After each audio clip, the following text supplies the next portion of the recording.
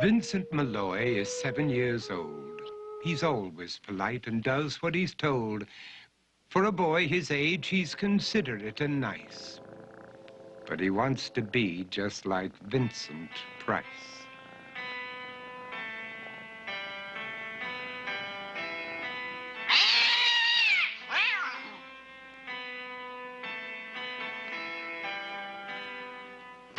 He doesn't mind living with his sister, dog, and cats, though he'd rather share a home with spiders and bats.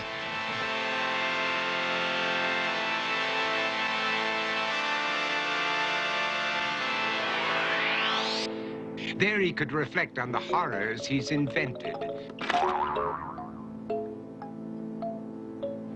and wander dark hallways alone and tormented.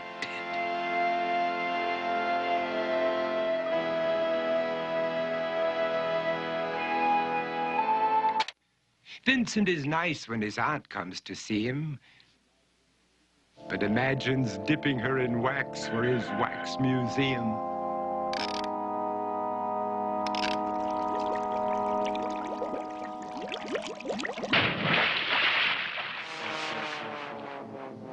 He likes to experiment on his dog, Abercrombie, in the hopes of creating a horrible zombie.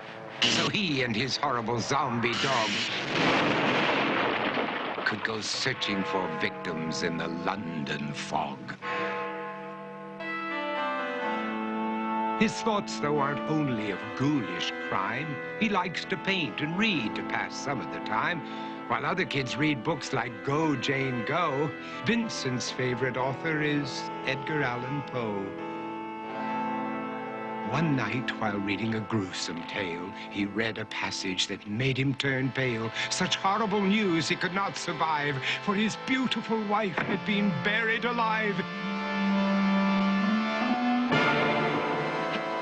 He dug out her grave to make sure she was dead, unaware that her grave was his mother's flower bed.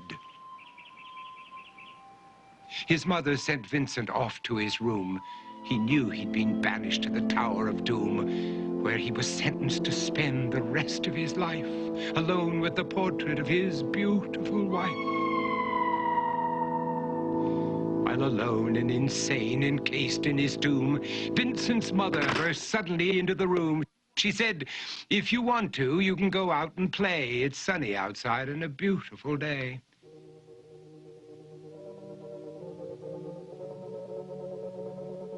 Vincent tried to talk, but he just couldn't speak. The years of isolation had made him quite weak. So he took out some paper and scrawled with a pen, "I am possessed by this house and can never leave it again." His mother said, "You're not possessed and you're not almost dead.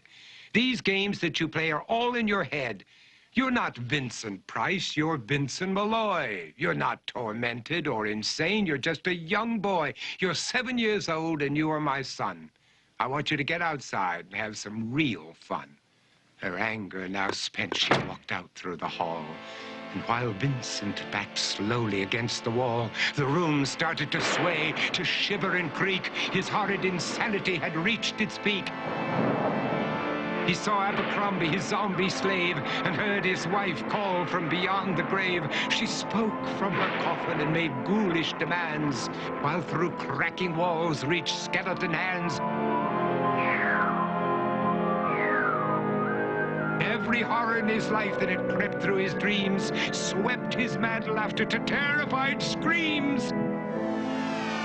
To escape the madness, he reached for the door, but fell limp and lifeless down on the floor.